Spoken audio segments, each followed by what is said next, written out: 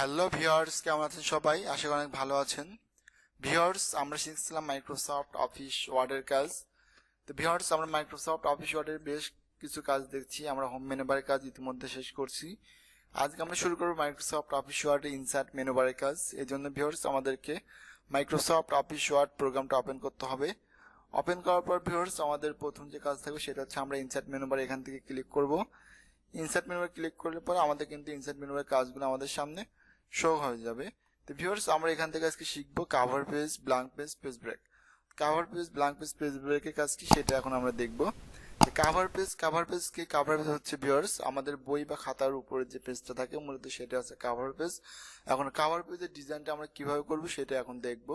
তো cover page viewers, এখানে দেখতে পাচ্ছেন যে আমাদের এখানে কাভার পেজের বেশ কয়েকটা মডেল দেওয়া আছে।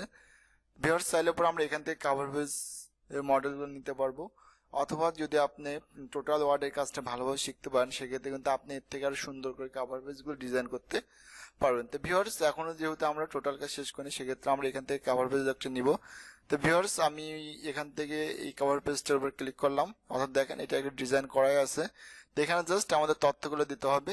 তো ভিউয়ার্স, এখানে আপনি কি ধরনের তথ্য দিবেন? প্রথমে আছে টাইপ দ্য কোম্পানি নেম, অর্থাৎ যদি এটা আপনি কোনো একটা কোম্পানি কাভারেজ তৈরি করেন সেক্ষেত্রে এখানে আপনাকে কোম্পানির নাম দিতে হবে। তো ভিউয়ার্স, এটা হচ্ছে আমরা একটা কম্পিউটার, যেহেতু আমরা কম্পিউটার বিষয় নিয়ে কাজ করি সেক্ষেত্রে হচ্ছে আমরা একটা কম্পিউটারের বই দিব। সেক্ষেত্রে আমরা যেটা করব, এখানে আমাদের একটা প্রতিষ্ঠানের নাম আমরা দিয়ে দিই,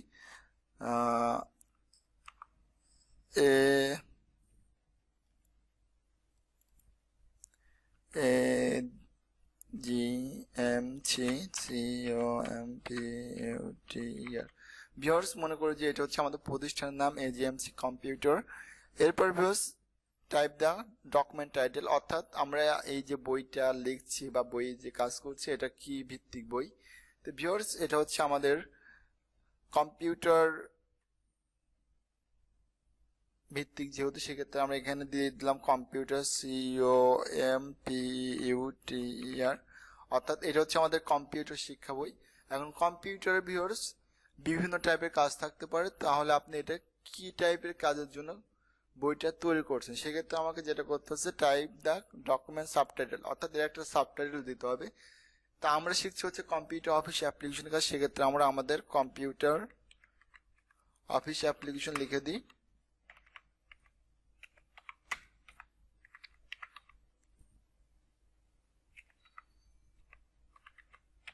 তাহলে কম্পিউটার অফিস অ্যাপ্লিকেশন এটা হচ্ছে আমাদের ডকুমেন্ট সাবটাইটেল বলতে পারেন। এরপর হচ্ছে ইউজার, অর্থাৎ অথরিটির নামটাকে, তো অথরিটির নামটা আমরা দিয়ে দিলাম AGMC, অর্থাৎ এর লেখক বা যেটা বলেন সেটা আপনাকে এখানে উল্লেখ করতে হবে। তো ভিউয়ার্স, এখানে আপাতত আমরা AGMC দিয়ে দিলাম।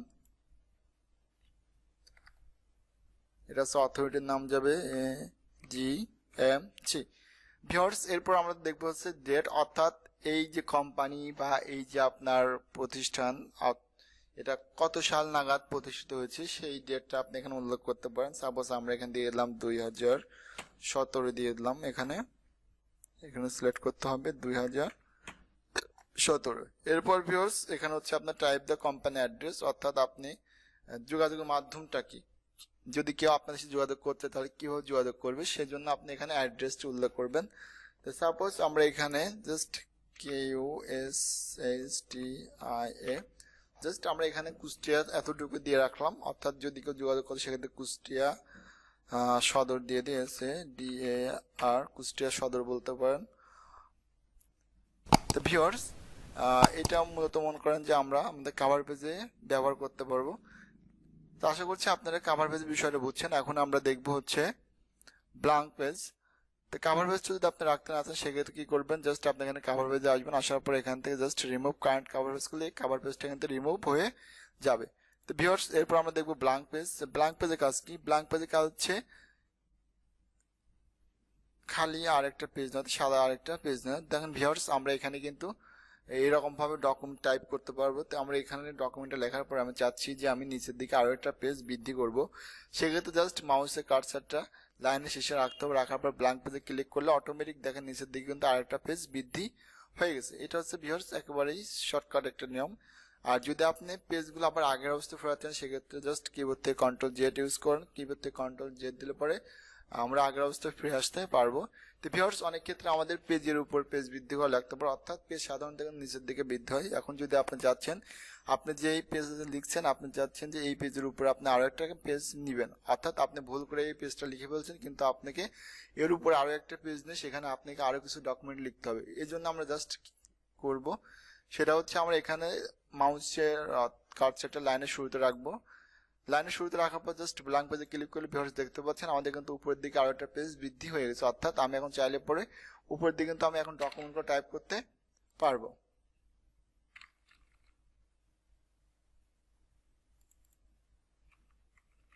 ভিউয়ার্স দেখেন আমি কিন্তু উপরের দিকে এখন ডকুমেন্টগুলো টাইপ করতে পারছি। এটা হচ্ছে ভিউয়ার্স ব্ল্যাঙ্ক পেজ, অর্থাৎ ব্ল্যাঙ্ক পেজের সাহায্যে আমরা পেজ উপর নিচ দুদিকে বৃদ্ধি করতে পারবো। এরপর ভিউয়ার্স দেখবো হচ্ছে আমরা পেজ ব্রেক। পেজ ব্রেকের কাজ কি? পেজ ব্রেকের কাজ হচ্ছে ভিউয়ার্স, পেজ ব্রেকের কাজ হচ্ছে পেজকে এখানে ভাঙা বোঝাচ্ছে, অর্থাৎ একটি পেজকে দ্বিখণ্ডিত করা। তো ভিউয়ার্স আমি এখানে আরো কিছু লিখি। ভিউয়ার্স দেখেন এরকম ভাবে হয়তোবা আপনি পুরো একটা পেজ ডকুমেন্ট টাইপ করছেন, তা আপনি চাচ্ছেন যে এক পেজের ডকুমেন্টগুলো আপনি দুই পেজে বিভক্ত করবেন। এখন যদি আপনি এই এক পেজের ডকুমেন্ট আপনি দুই পেজে বিভক্ত করছেন, সেক্ষেত্রে যেটা করবেন, আপনি যেখান থেকে পেজটা দ্বিখণ্ডিত করতে যাচ্ছেন সেখানে জাস্ট মাউসের কার্সারটা রাখতে হবে। মাউসের কার্সারটা রাখার পর আপনি এখানে পেজ ব্রেকে যদি ক্লিক করেন তাহলে দেখবেন যে এর নিচ থেকে একটা অংশ নিচে চলে আসছে, ওটা উপরে থেকে যাবে। সেক্ষেত্রে আমরা জাস্ট পেজ ব্রেকে ক্লিক করব। ভিউয়ার্স দেখেন পেজ ব্রেকে ক্লিক করার সাথে সাথে কিন্তু আমাদের পেজের ডকুমেন্টটা কিন্তু দুইটা পেজে বিভক্ত হয়ে গেছে। তো ভিউয়ার্স এরকম ভাবে আপনি খুব সহজেই কিন্তু পেজ ব্রেক করতে পারবেন। আর যদি আপনি পেজটা আবার আগের অবস্থায় ফেরাতে চান, অর্থাৎ আপনি ব্রেক রাখবেন না, সেক্ষেত্রে জাস্ট কিবোর্ড থেকে কন্ট্রোল জেড ইউজ করবেন। কন্ট্রোল জেড ইউজ করলে কিন্তু আপনি আবার আগের অবস্থায় ফিরে আসতে পারবেন। তো ভিউয়ার্স আশা করি যে বিষয়টা আমি আপনাদের খুব সহজে বোঝাতে পেরেছি। আর যদি বুঝে না থাকেন সেক্ষেত্রে অবশ্যই আমাকে জানাবেন, আমি আরো সুন্দরভাবে বোঝানোর চেষ্টা করব। আর ভিউয়ার্স ভিডিও শেষ করার আগে আমি আপনাদের কাছে একটি রিকোয়েস্ট রাখবো, বলতে পারেন যে এখনো যারা চ্যানেলটি সাবস্ক্রাইব করেন না অবশ্যই চ্যানেলটি সাবস্ক্রাইব করবেন। আর যদি চ্যানেলটি সাবস্ক্রাইব করেন সেক্ষেত্রে আপনি উপকৃত হবেন, কেন আমি না এই চ্যানেলে নতুন নতুন বিভিন্ন বিষয়ে ভিডিও দেবো, অর্থাৎ আমরা ওয়ার্ডের কাজগুলো শেষ করার পরে আমরা এক্সেল, পাওয়ার পয়েন্ট, এক্সেস এগুলো শেষ করার পরে আমরা ফটোশপ, ইলাস্ট্রেটর বিভিন্ন বিষয়ে ভিডিও দেবো ইনশাল্লাহ। সেক্ষেত্রে অবশ্যই চ্যানেলটি সাবস্ক্রাইব করে রাখবেন, যাতে নতুন কোনো ভিডিও দিলে পরে আপনি এর নোটিফিকেশন খুব সহজেই পেতে পারেন।